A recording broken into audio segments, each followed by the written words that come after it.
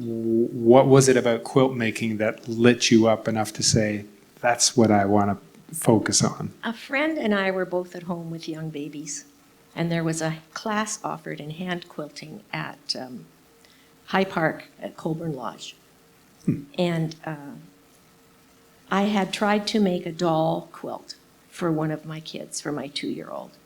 And I could sew the squares together, but I didn't know how to make it puffy. So I went to the hand quilting class, and all of a sudden I got this three-dimensionality to fabric that I had never had before. Because when you quilt, you sew the 3 layers together, and it makes it tight in that point, and in between, it puffs up. There's a layer of batting in between. And that really, really got me hooked. And so I started making, instead of just clothing and drapes, I started making bed quilts. And when the beds were all covered, then I started making other things like placemats and table runners, and finally I've got to stand up and show this. It's 1985. You've got something great. The same friend and I Here. decided to make a quilt, not a quilt, a quilted jacket. So that was 1977 when I took that first class with my friend. And then in 1985, there was a wearable art competition, not a competition so much as a show. And she and I said, why don't we make jackets and see if we can get them in the show? Well, this is what I made. And it's ripstop nylon. It is totally indestructible. I've replaced the lining on it already. Wow. And I haul it out every spring to express my joy in spring. It certainly does that. It's so colorful. And I would say that was my first real conscious attempt to make. And even then I didn't think it was art, even though it said wearable art. I still hadn't got it yet, quite. And then Andy got a job in California in 1995. I followed him to California, had no work permit, went straight to the quilt shop and said, where does the guild meet? Joined the guild, and suddenly was able to take advantage of all of these classes and workshops that were given by wonderful textile artists. And one of them became a longtime friend, and she's the one who introduced me to computerized quilt design. And it's just been, since then, it's been, okay, this is where I belong, is art quilts. Wall hangings, art quilts. Yes, I still make the occasional traditional quilt. Right. And right now I'm making a whole bunch of children's quilts with very bold fabrics and colors and designs called I Spy quilts. And they're especially for kids who are about 2 years of age and they're starting to learn language. And it's I spy with I little I, something that is green. Oh, the froggy. That kind of thing. Cool. So I've got a bin of fabric that I've had for about 15 years. I'm no longer making quilts for my own kids of that kind. I'm now making them for my grandkids, maybe even for my great-grandkids, for giving away to neighbors and friends, to give away to charity. There's 2 going to the Sacred Heart Bazaar this summer to be raffled off. And my goal is at the end of that, to do this for May and June. At the end of June, that bin better be empty. Because I've got she who dies with the most fabric is not the winner in my book. Yes. Wonderful. And Jay, let's go past grade 3. And at some point you were like, I think I want to do this. Like, I don't know, did you think of it as a career, a hobby, where I just want to pursue dramatic? Well, I guess you went to U of W to study it. So at some point you were like, I really want to pursue this. Tell us a bit about that. No, it was more that I had moved from a lovely farmhouse. We were flooded out of our house, the flood of 1974. Went through Galt. It went through my father's store, and it went through our house in the country. And so we relocated to Kitchener-Waterloo, and we moved into an apartment. So it was really sort of disorienting for me. And so I was working in the apartment. I finished high school, didn't know what I wanted to do. And I'm painting apartments and fixing people's windows and changing their light bulbs and going, well, I know I don't want to do this. And so what happened was I suddenly went, I don't know what I want to do, but I'm scared. And so it was sort of suggested, well, you do like theater arts. There is a university right here, an engineering university, you know, an optometry university, but I think they have a drama program. You could go there. And I went, okay, I'll do that. And so it was really kind of a fluke. I just knew I didn't want to do this, and I didn't know what I wanted to do. And that was a bit scary too, because as I said, my father said, you can do anything you want, but don't do this. Right.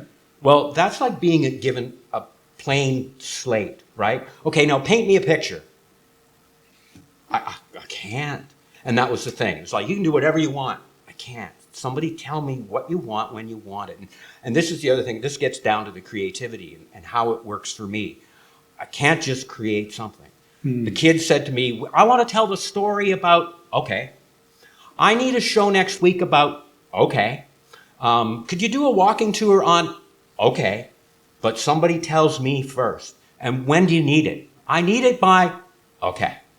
Now I know where to go, what to do. I may not know how to get there, but at least I have not that clean blank slate. Yeah. Because I find that terrifying. It's like the blank piece of paper, right?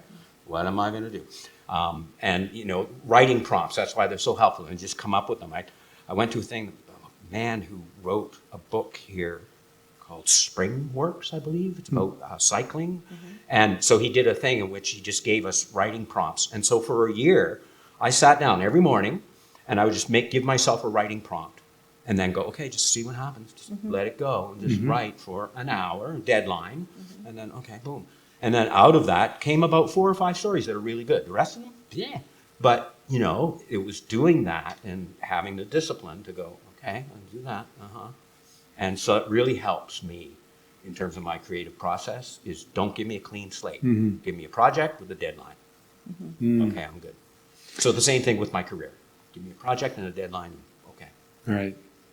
I remember James Gordon was up here, and he learned the most about songwriting when he was like, okay, you've got a day. You have to write a song about this. We need it.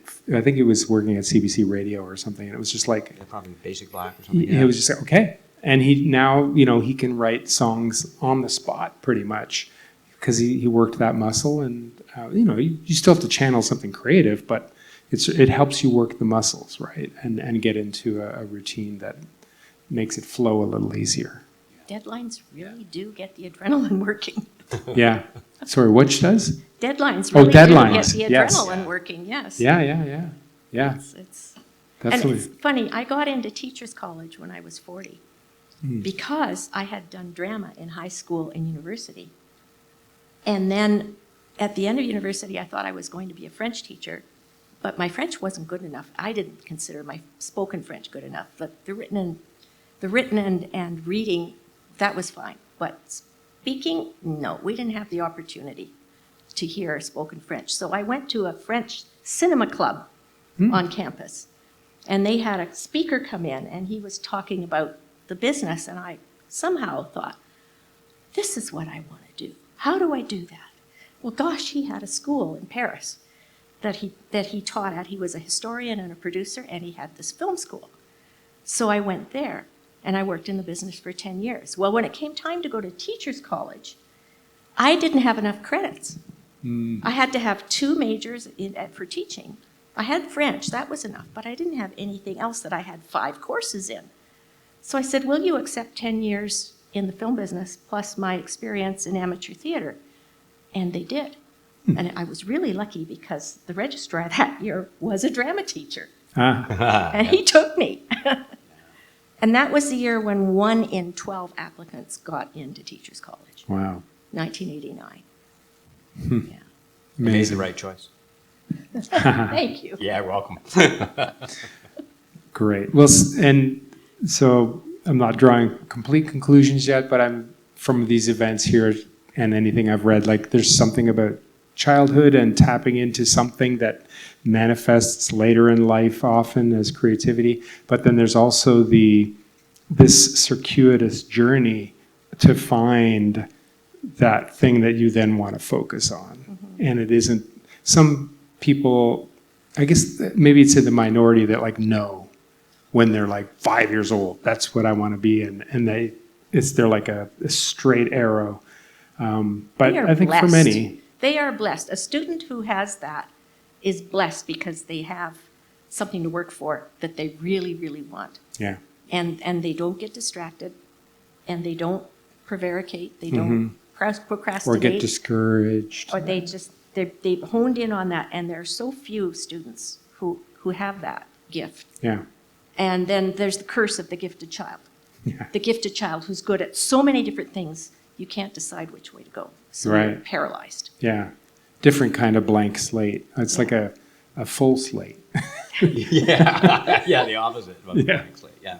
Yeah, Yeah. I was going to say, yeah, it's a blessing and a curse, though. the focused The path. focus thing, like if you know very early on, I'm going to be a stage actor. Okay, that means I'm not going to have a life, can't have a partner, can't have children, can't have a car or house or anything, because I'm going to be going all over the world, be traveling. I'm going to have to be learning new roles all the time. I'm going to always have to be focused on my craft, know the latest trends, watch other performances, go to theater every time I have a break. I'm going to become a very selfish person. And you do. You give up who you are or your life to become the thing that you want to be. And I think it's kind of nice to not really know, to kind of go on the journey and to go, okay, that's good enough. That's all right. Because I find that, I'm not really a high-end stage actor, but if I don't feel like going to the theater, I can take the night off, and that's okay. Whereas those people, they can't. Mm-hmm. So, it's kind of nice to, not be too hung up on it, not too driven. And another thing that's also, I think, has been influencing me recently is I've been reading a book called Determined. And you had mentioned something, and I went, turtles all the way down. And it's a thing, right? Turtles all the way down. And what it means is that, the world is on the back of a turtle, and this and that on top. And eventually the woman says, yes, but it's turtles all the way down. And the idea of determined is that there's no such thing as free will. You don't actually make choices. What happens is everything that happens is infused by something that has happened before, including all of your DNA. Every cell in your body. You have all the intelligence of the whole world in every cell of your body. And so all of that history is really kind of moving you along. And I find that really interesting. It's a bit scary, but it also goes, okay, I can relax because, it's there. The creativity, the talent, the whatever, it's there. I don't have to worry about it. And you had opened this thing with saying something along that line. Right. The history of makers, the population of people from generations back. I have a story and about that's really interesting. And so, and this person and other people, you look not only at your parents and your grandparents, your great-grandparents, your great-great-great-grandparents, and you'll find it. It's like, oh, there it is. Yeah. Right? There it is. That's where it comes from. I was teaching artist in education at a school in Toronto that was heavily Portuguese. And it was grade 7, 8, it was the end of June, and the boy was saying, I don't think I really want to do this. This is women's work. This is not for me. This was That's it. quilt making. Yes. Yeah. Yes. So what I required of the kids is that they go home and find something in a closet that they can cut up. They have to ask permission. And they're not allowed to go out and buy fabric. And they have to end up with a 4-patch design on a pillow about a foot square. And they have to trade fabrics back and forth.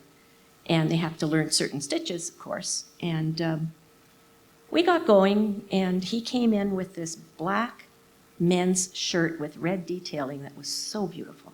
And it was hardly worn at all. And I said, do you have permission to cut that up? And he said, yeah. My father grew out of it sideways. I'm allowed.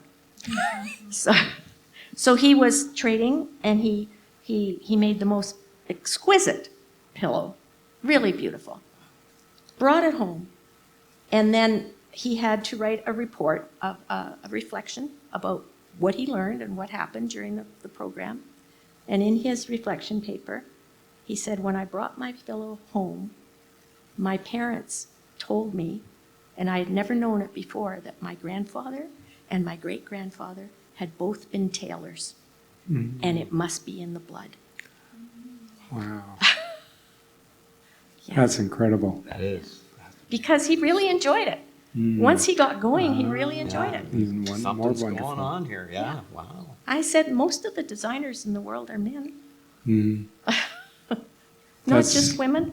Coco Chanel, yeah, but most of the designers are men.